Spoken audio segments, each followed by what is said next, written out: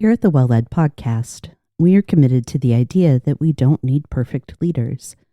We need humans who will lead. Human leadership means demonstrating care, providing support, choosing grace, and moving to action. We've spent the last 3 months trying to draw an accurate picture of what competencies are needed for leaders to provide support. We've explored the role of clarity, better methods for creating accountability, and the need for continuous feedback. This leads us to a natural question. What purpose does support serve in the workplace? In other words, what do we get when leaders are clear and accountable, and when they provide clear, accountable feedback?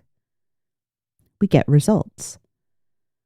When leaders prioritize clarity, accountability, and feedback with the foundation of healthy relationships built with acts of care, we can see the kind of performance that gets sustainable results.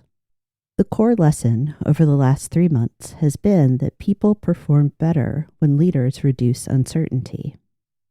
How does human leadership create certainty? Well, with clarity, accountability, and feedback.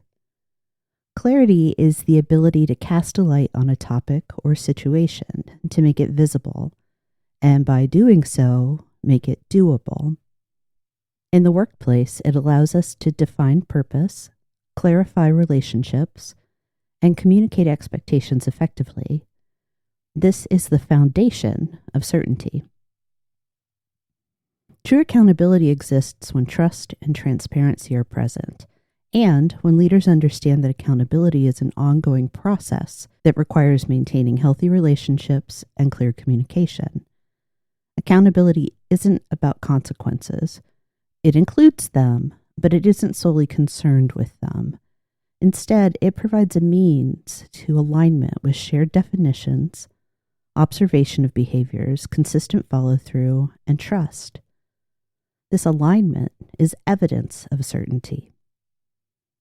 The skill of feedback is the ability to connect expectations to outcomes with the story of performance. It necessitates ongoing observation and conversation.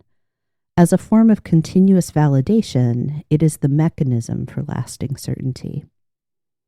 Support that comes from these skills, that establishes, demonstrates, and maintains employee certainty, is the path to results.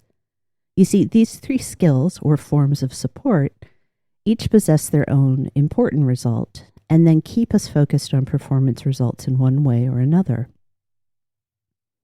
The result of clarity is understanding the work and how we relate to it and each other. Clarity also provides a way to talk about desired results effectively. The result of accountability is knowing what needs to be done. Accountability also names the conditions for when and how an employee needs to produce specific results. The result of feedback is accurately applying that understanding and knowing to accomplish work. In this way, feedback allows a leader and employee to ensure results meet the need. Leading well and providing support will always point to results. Clarity, accountability, and feedback exist in close connection with each other to make this possible. Each quarter at the Well-Led podcast presents an opportunity for a 13th episode, a chance to look back and synthesize what we've learned. Today, we'll use the rest of our time to examine the practicalities, challenges, and benefits of leaders being clear, accountable, and delivering feedback. I'm joined for this conversation today by Glory Lichon. I'm really glad to have you with me today, ma'am. It's been a pleasure getting to know you over the last few months. Yeah, I always like to allow my guests to introduce themselves, so I'll hand things over to you for the moment. Hi, thank you so much, Kay, for asking me to be a guest on your podcast. I'm really happy that we've connected and just continue to have these meaningful conversations around leadership.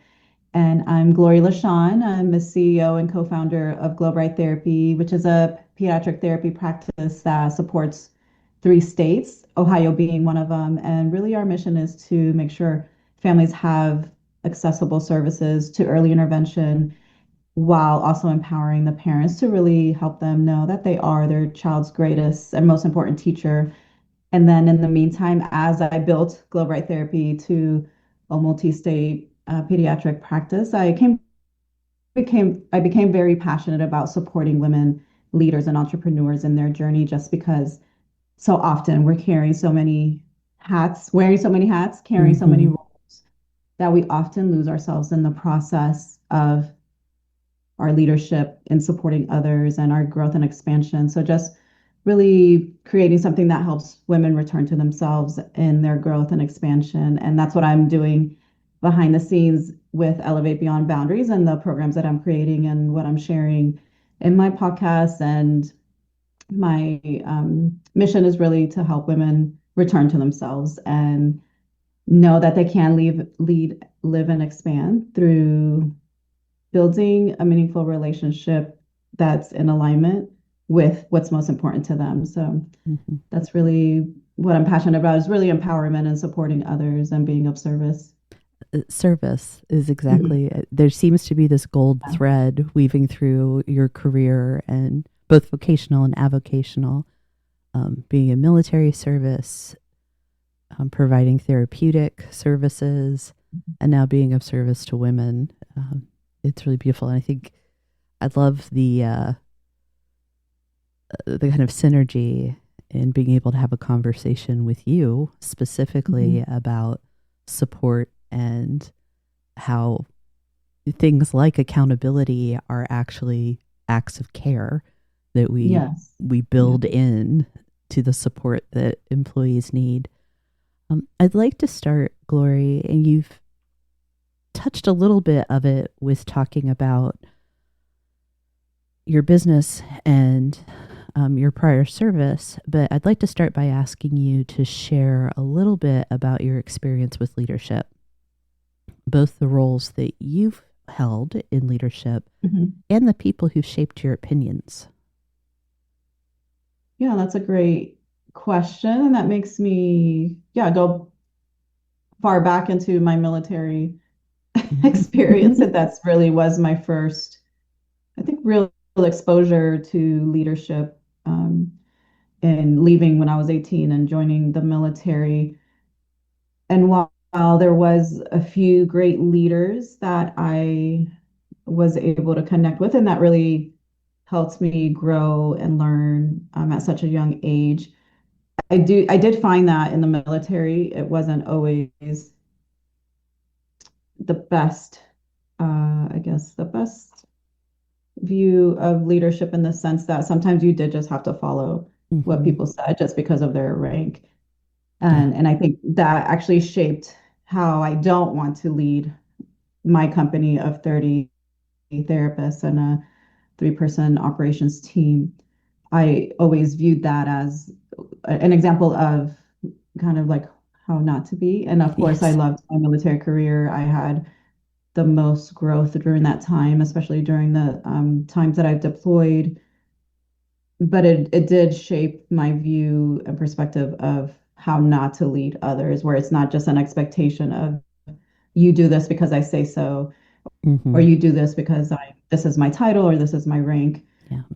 So that is something that shaped how I lead now, in the opposite perspective of really supporting others by coming from a place of understanding and vulnerability, and also being an example to Mm-hmm. my team. But during the military, I did have a few leaders that really did come up from a place of understanding, really did come up from a place of wanting to lead others and empower others through building meaningful connections and understanding and relationships. But I did feel like there were certain times where it felt like it was the opposite. Mm-hmm. But during my time of deployment, being with a team of three, and having the doctor being because I was on a critical care transport team, Okay. I think all of us, even though we did have the doctor and then the nurse and then myself as a respiratory therapist, in that aspect, even though, someone was higher ranking, an officer, and the nurse was an officer as well, but we all worked together and we were partners in Mm-hmm. supporting the critically injured soldiers. And then that experience also helped shape how I wanted to support others in building my company, where Mm-hmm. we're all partners in this and supporting the mission, continuing the vision, and really making that impact that we are partners in creating this together. Yeah. Um, and then as I continue to think about my experience with leadership and how it shaped me when I started the company, I read the book by Simon Sinek, Start with Why. Mm-hmm. And that is, I feel, what continued to expand how I share the vision and the mission of the company and really help others want to join us. Because Mm-hmm. without that piece, then, I'm not really able to create a team that truly believes in what we're doing. And even our partnerships, our early intervention partnerships, really helping them to understand our vision and our mission and how we're aligned with their mission and how Mm-hmm. joining together and being partners can create an even greater impact. So the book Start with Why, and then Brene Brown's Dare to Lead, being a vulnerable leader and a heart-led leader is really my Yeah. mission and how I continue to grow and lead Glory Therapy and elevate beyond boundaries, and how I want to help other women leaders and founders. Mm-hmm. I think there are a couple of just gems in that. The example of being part of a 3-person team where there was a leadership structure there, Mm-hmm. but you had good leadership because that senior officer was, you were all connected to the same mission, and the roles mattered less than doing the work to support that injured soldier. Yes. Right. So it's where the roles are to provide clarity for people, not to give someone power over another person in that Yes. sort of structure. And then both Simon Sinek and Brene Brown, there's that clarity of purpose that's always so Mm-hmm. important, which thrills me because in the model that we discuss here in the Well Led podcast, the very first act of clarity that a leader needs to establish is clarity of purpose for themselves as a Yes. leader, but also for their team. And then that threads through accountability when we set expectations, that you should embed what is the why behind what you're being asked to do. Mm-hmm. And then when we deliver feedback, the other part of this very practical, actionable support, that we need to be talking about why what you did matters or does not. What is the impact to the Mm-hmm. business? So there has to be purpose pulled throughout if we really want to support people and ultimately end up with results. Now, Yes. I opened this particular episode with a brief overview of clarity, accountability, and feedback, what they are, and the function that each plays in providing support and achieving results. I like to think of it as a simple equation. Support equals certainty plus alignment plus validation, and that equals the conditions for sustainable results. So Mm-hmm. it's by this logic, support leads to results. This is almost a rhetorical question, but Mm-hmm. why do results matter at work, do you think, Glory? I mean, results matter, I think, because that is part of the purpose, part of the Yeah. mission of whatever, you're doing, whether it's a service or even a product, really the results is what drives that forward Mm-hmm. and how you are able to create the outcome that you're wanting. So that is such an important part of the overall mission and impact that you're having with whether Mm-hmm. you're an employee or an owner of a business or, part of a leadership team. Yeah. I feel like this is the point that we're trying to get to when it comes to the workplace, that Mm-hmm. how we treat each other is vital because it's the foundation. How we are with each other is important because it creates the environment where the work can happen. But ultimately, in a business context, we're there to do something, to produce Mm-hmm. something. Yeah. And if we leave results out of any conversation about leadership, we're just doing it wrong.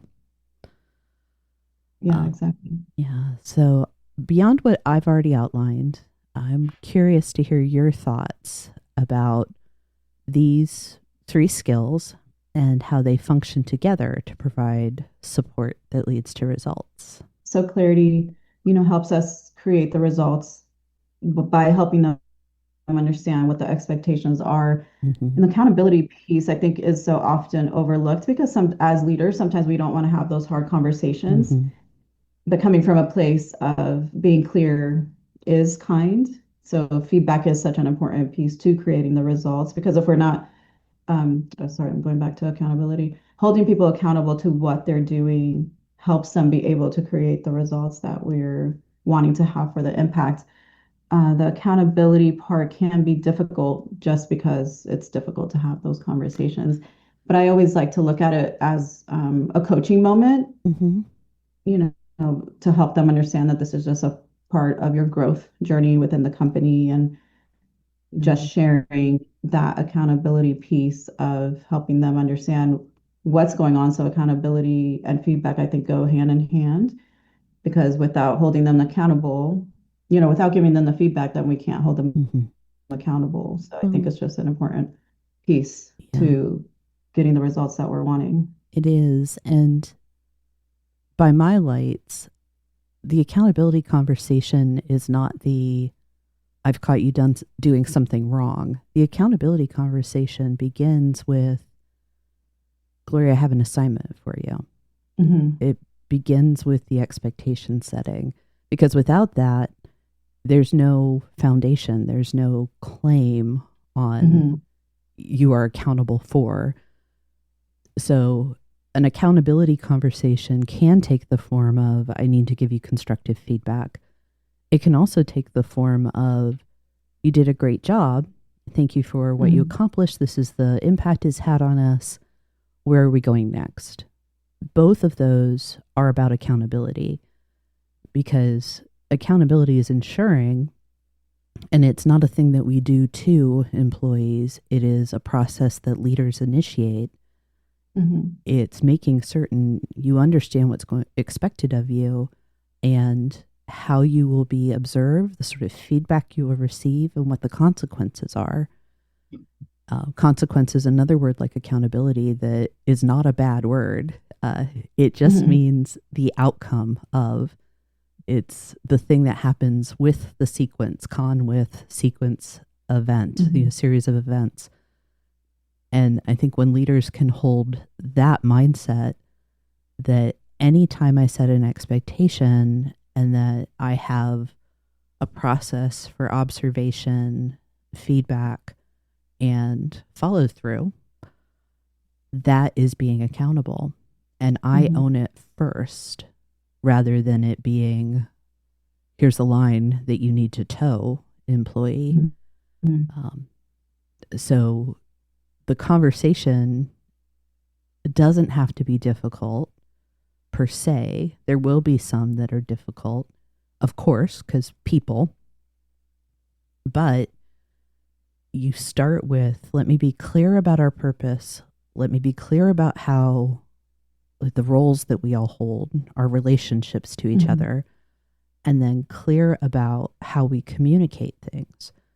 That then means that we have this rubric, we have a lexicon for discussing the work. We know why we're here, what roles we all play, and we have a shared language for talking about assignments and tasks and responsibilities. So it flows through. And then when I get to feedback, which, again, feedback is not punishment. This is a drum I will bang on eternally until people are tired of me. That what feedback is telling the story of performance so that you can connect. Here's what was asked of you and here's what you accomplished. And that in and of itself it's neutral, right? It's just, what is the purpose of the feedback? Is it to exhort? Is it to correct? Is it to encourage? And if you see each of those things, the effort that goes into clarity, the responsibility to establish accountability, and then the provision of feedback, if you see each of those as service to or support of your people, it lets you set aside that ego and anxiety so that you can focus on the employee and the task at hand. Yeah, one thing I was thinking about, holding people accountable is that piece of ownership.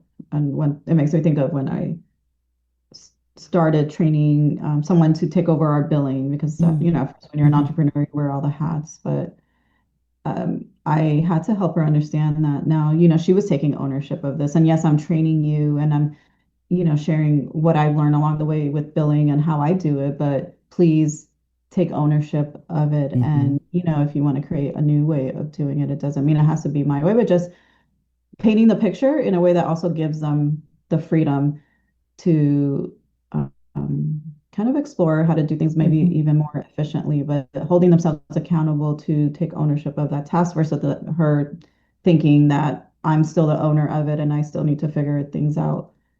If something comes up, like letting her know that she needs to figure it out as she's also creating these procedures, as she's learning the process. So I think ownership is a big part of accountability. So it's not just, oh, well, the next person in charge can take over this if there's an issue. No, being accountable is taking ownership and figuring things out and asking questions when needed, but not just going to the person. It's one thing to say, I want you to take ownership. That can have so many meanings for so many people. And it's a nice shorthand, but you talked about this is what that actually looks like.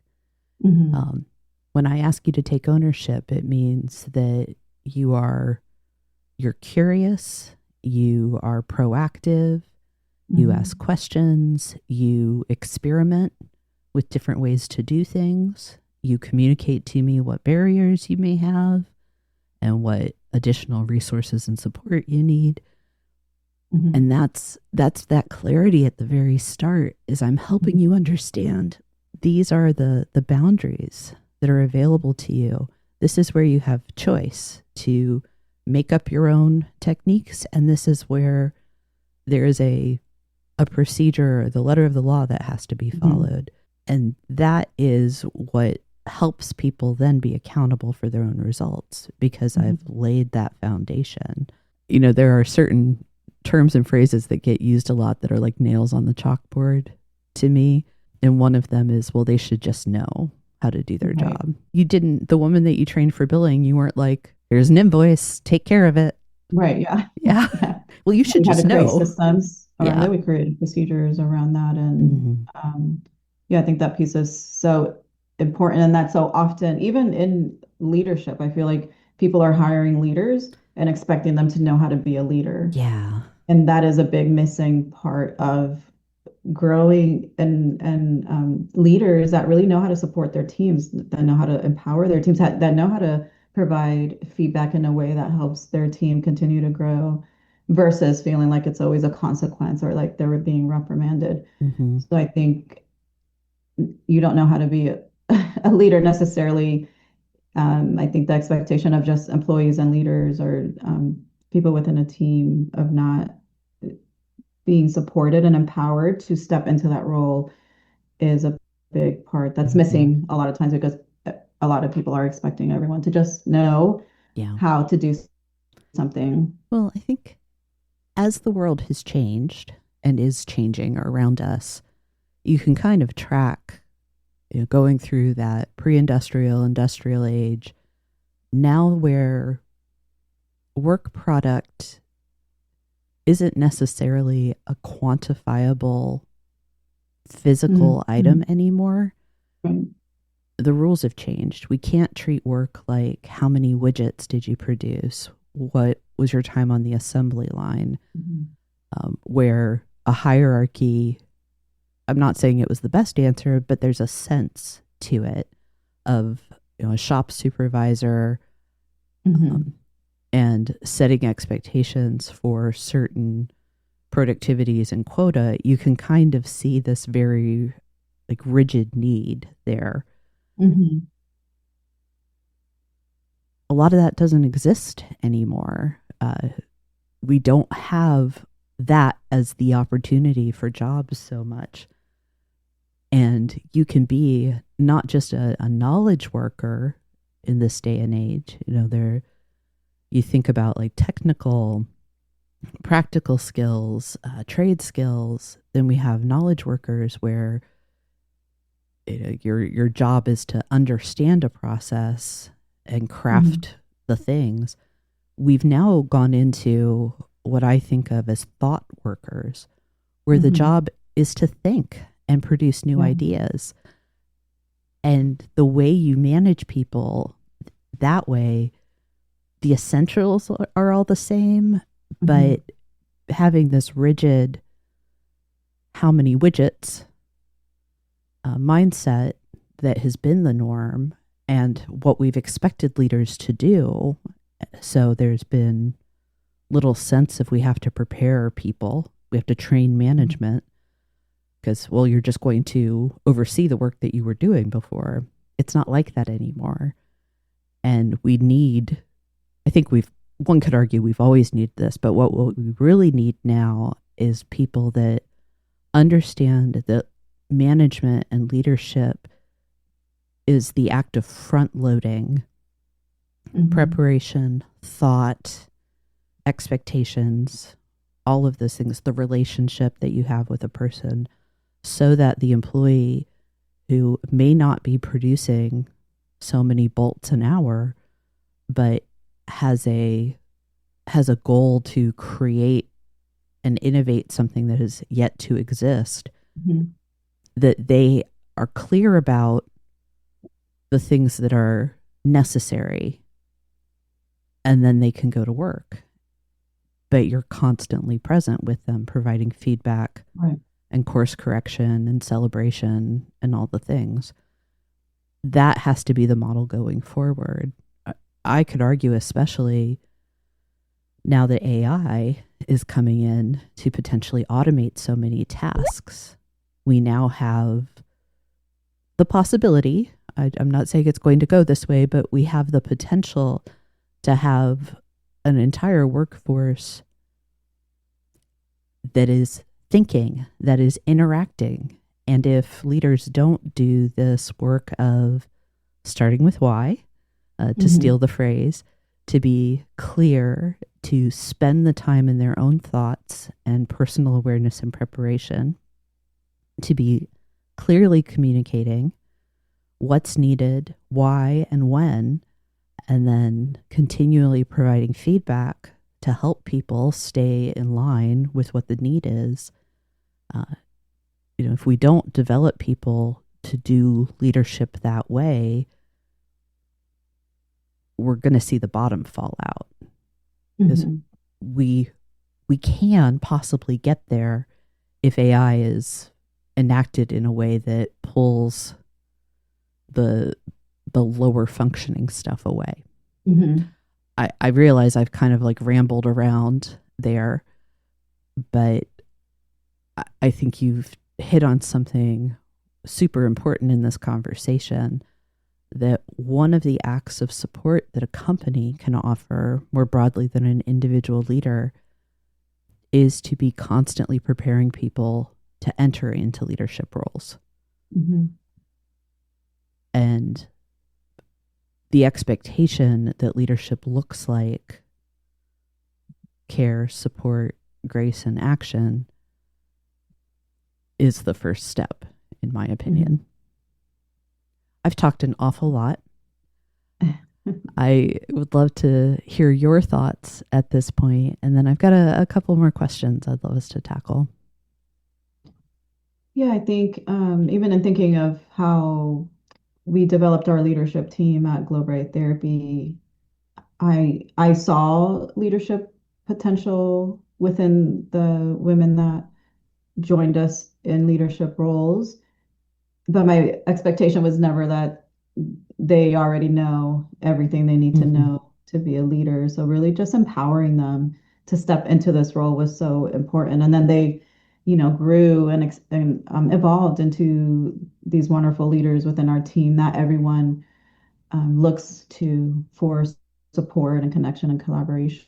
But I think just always keeping that in mind, that not to just expect people to know, to come from a place of understanding and empowerment and support, that allows them to step into whatever role it is, whether it's leadership role or just even our admin team members. I always let them know that they're the heart of our operations, Mm-hmm. that even from understanding how to create a profile that is helping us to um, support the mission, to continue having an impact. So every role, every task needs to be fully shared in a way where it helps them feel empowered to continue Mm-hmm. that role and to take ownership, to be accountable, to continue growing within that role with, being provided feedback.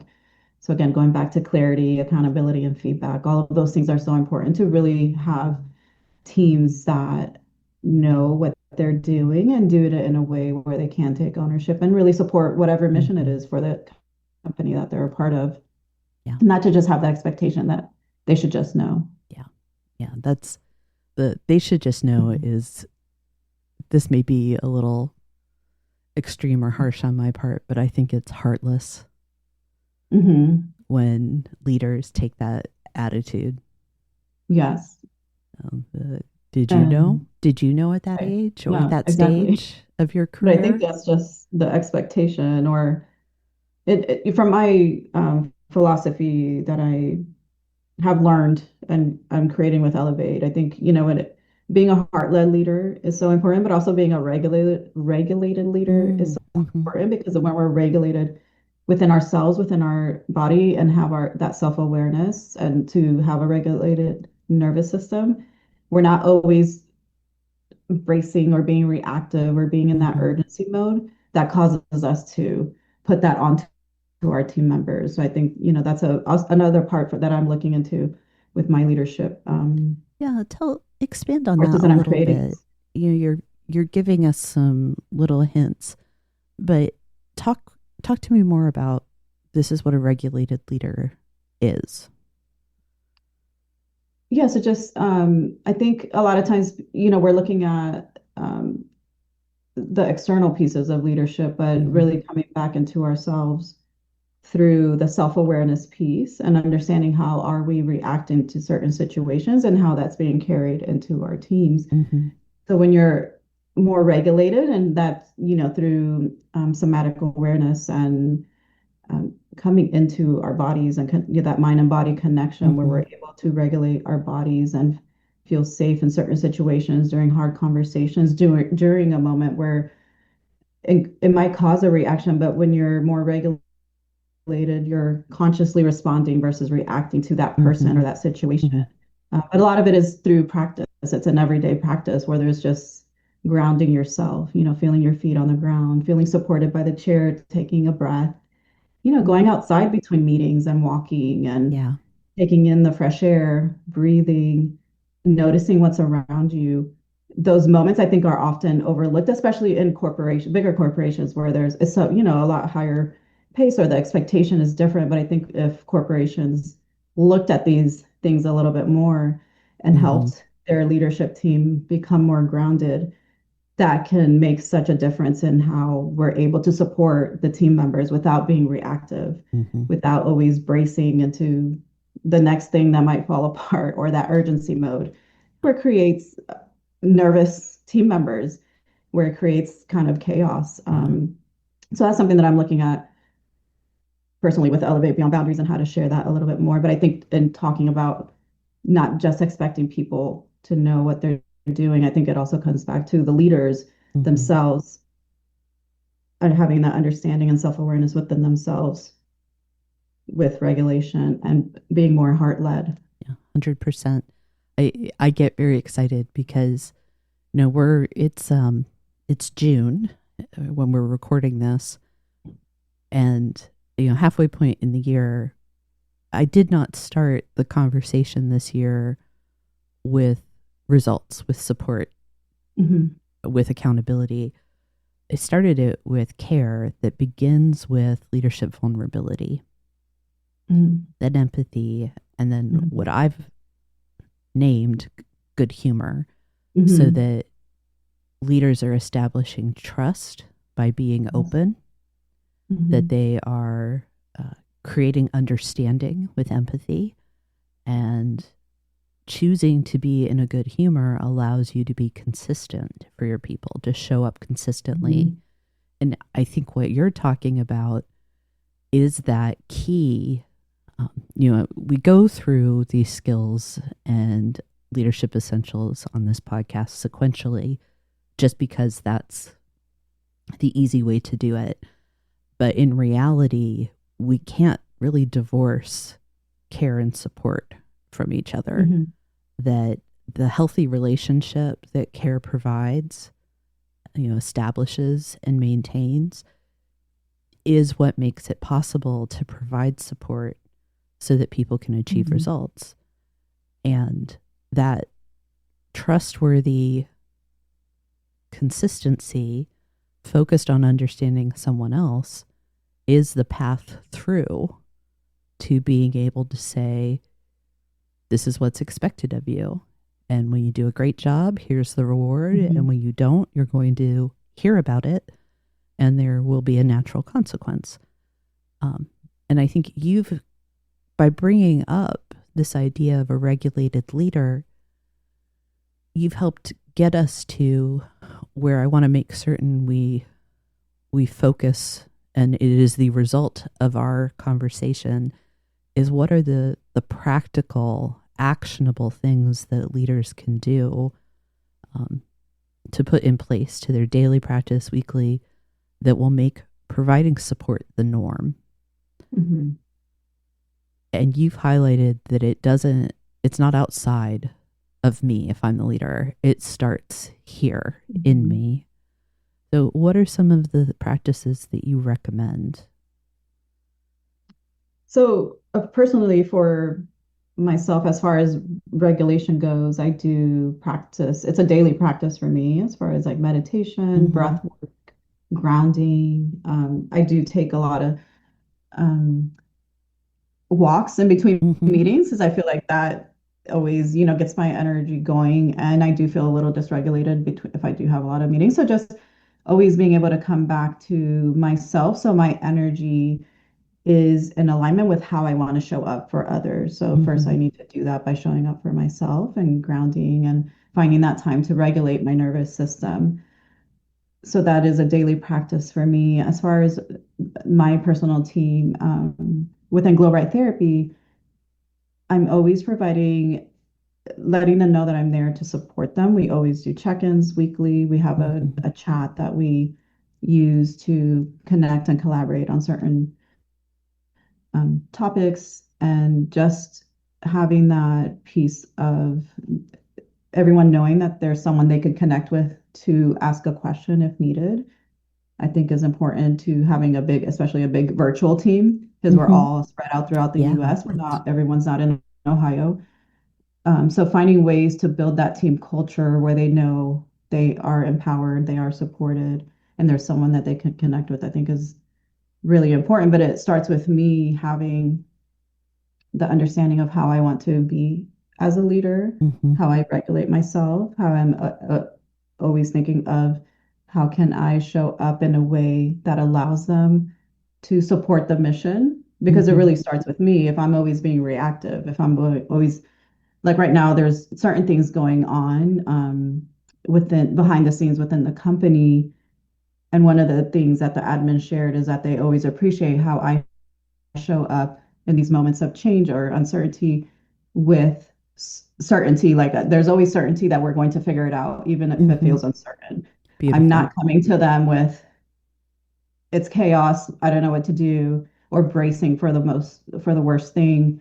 So I think it's just how I show up for them helps them be able to continue carrying forward the mission and their roles within each their tasks within each roles, because I'm able to show up for them in a way that allows them to feel supported and empowered, and that we can figure things out during uncertain times. So I think it's just going back to within ourselves. It starts with us Mm-hmm. and having that understanding. And when you're regulated, you're not reactive all the time. It's not that we're calm all the time. It's that we're Exactly. allowed to pause, notice, and choose, because we have that awareness and how we want to share that with our team without being reactive.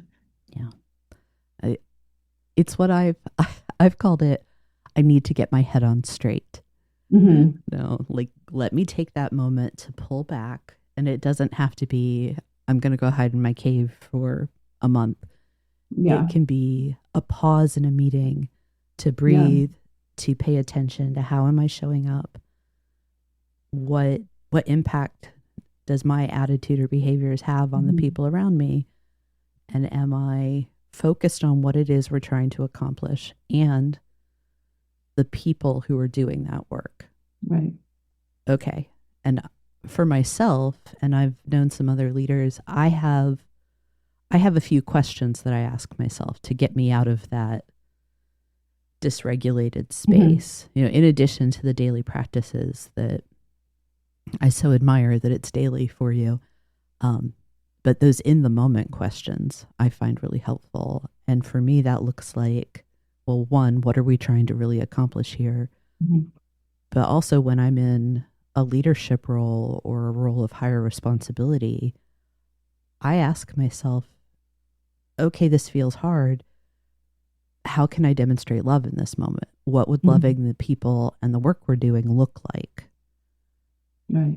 And that not only does it put me focused on what my personal purpose and mission is, it also challenges my prefrontal cortex to take control. Hmm. Yeah. So that the limbic system is not running the show Hmm. anymore, that I can be a thinking, contributing individual. And those habits are not rocket science. No. Yeah. No, it's like a practice Hmm. and not ignoring it in the moment because Yeah. we want to react with Yeah. our mind. Hmm. I think it's and regulation is really coming back to the body because our mind always wants to take over. But if we Yeah. listen to our body and we notice what reaction we're Hmm. having, if we can pause in the moment and notice what's actually going on, it allows us to respond versus react to the situation. And we Hmm. can't, you know, respond in a way that with kindness, not reaction in a Yeah. way that makes someone feel, Yeah. like maybe you don't totally understand the situation at that time, or you're just being reactive because you feel uncertain. Hmm. So I think just coming back into our bodies is so important. And I know that's not talked about a lot in leadership. And that's why I do want to bring that conversation more to leadership because Agree. I think it's so important how we lead our Hmm. teams. Well, it's our physical selves communicate more than our words do, Hmm. oftentimes. I'm not going to embarrass myself by trying to quote any of the data because I can't remember it, but the amount of communication that happens because of minuscule muscle movement, Hmm. and how we are wired to interpret that, and it's Yes. all nonverbal, is very significant. So Hmm. communication does extend beyond what I think and say. It's also my physical presence. Right. And one thing that a leader can do is kind of audit themselves. What are the sensations that I experience when I'm not being my best self, when I'm frustrated, when I'm concerned, when I'm worried, when I'm scared, when I'm happy, all of it. Think about the feelings that can impact your team, feeling your support, knowing that you care for them, and staying focused on whatever the result is that's needed. Think about those sensations. And to your point, pay attention to yourself. Hmm. It can be as simple as, I grit my teeth when I'm upset about something. Hmm. Oh, wait, I'm gritting my teeth. Yeah. What's upsetting me? What do I need to do? Maybe just relax your jaw and take a Yeah. breath. And, and that even just that can make a difference in how you Hmm. react to the situation. Yeah. We've talked a little bit about some of the work you're doing. I'd love you to share specifically the information about your podcast and the programs that you're running. Yeah, thank you so much. I've enjoyed our conversation. I think it's just such an important conversation to have because leading, has such an effect on your team members and Hmm. how we connect with others and how we carry out our missions and in our companies. And I think that conversation of not just expecting people to know what they need to do without really providing support and empowerment is such an important piece. And then coming back to ourselves to have that awareness, to show up in the best way that we can as leaders is so important. So that's the work that I'm doing with Elevate Beyond Boundaries. And my podcast is called The Embodied LeadHer. It's called actually LeadHer. Because really, my message is for everyone, but I do feel passionate about supporting women because I am a woman. And I know my perspective, from my perspective and being a woman and mother and wife and leader, how I can share that with other women leaders. But really there we have open conversations about leadership, regulating our bodies, coming back into the knowing within ourselves, our inner compass, because a lot of times we're always in the doing for everyone else, and the doing for the next thing that we have to do, that we're often disconnecting from the important pieces of ourselves. So a lot of that is what I share on the podcast and the programs that I create. And through Elevate Beyond Boundaries, I have one-on-one support where I love to support women leaders expanding their businesses, or whether they're in corporation, just really understanding the next steps to what they're calling into their life, but with doing it in a way that's sustainable without losing themselves in the process. So that's my big message is, how can you scale your business without losing that important piece of alignment and what's most important to you and your core values? When you're a leader, you have so many things pulling at you, whether it's within your business or a corporation. Just how can you lead and expand in a way that's sustainable, that stays within your core values, that's aligned, and that allows you to have that work-life harmony, not balance, because I feel like everything is never in balance. But if we can have harmony within our lives of what we're creating, I think that makes such a difference in how we live and lead and expand. So that's really the work that I'm doing there through the podcast, the Embodied LeadHer, and my one-on-one support and the courses that I'm creating. It's really beautiful work, Glory. Allow me to share that. Thank you. You have such a great passion that comes through when you talk about this work. But I am so excited for you and the people that you serve, because it's good, important stuff. Thank you. For sure.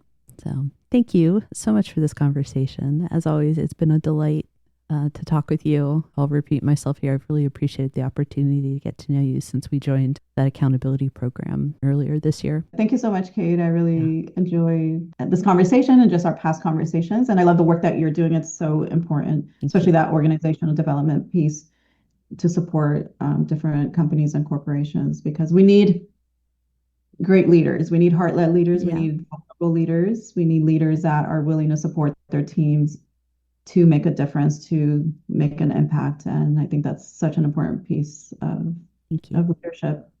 We need human leaders. Yes. Yes. Human leaders. Exactly. Yes. Thank you again. We'll be back next Tuesday when we begin exploring the skills involved in choosing grace, authenticity, creativity, and safety. If you want updates on episodes, resources, and upcoming offerings from 123 Limited, you can join the newsletter at any time. And the latest companion toolkit is now available when you visit the show notes for a link to request your copy. Subscribers receive new toolkits automatically. If this episode was useful, you can support the show by following or subscribing on your preferred podcast platform, or by sharing it with someone who's navigating similar leadership challenges. Thanks again for listening.